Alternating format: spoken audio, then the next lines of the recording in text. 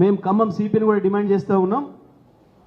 వెంటనే దానిపైన విచారణ చేసి జరిగిన దాడికి బాధ్యులు ఎవరో వాళ్ళపైన చర్యలు తీసుకోవాలి.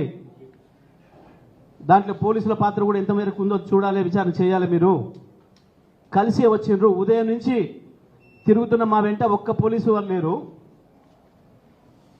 4 శాసనసభ్యులు మాజీ మంత్రులు వచ్చి తిరుగుతుంటే, మాజీ శాసనసభ్యులు ఎంపీలు ఎమ్మెల్యేలు బృందం తిరుగుతుంటే ఒక పోలీస్ కానిస్టేబుల్ కూడా లేని సందర్భంలో ఉదయం నుంచి ఇప్పటి వరకు ఎందుకు కాంగ్రెస్ గుండాలు దాడి చేసే సమయంలోనే పోలీసులు వచ్చిండ్రు, తెలుసుకొనే బదులుకొనే వచ్చిండ్రు.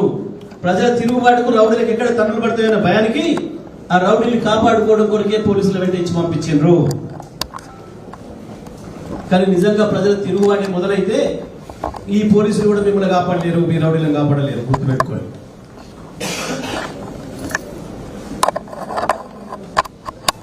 బీఆర్ఎస్ పార్టీ కార్యకర్తలకు అందరూ కూడా విజ్ఞప్తి చేస్తున్నాం.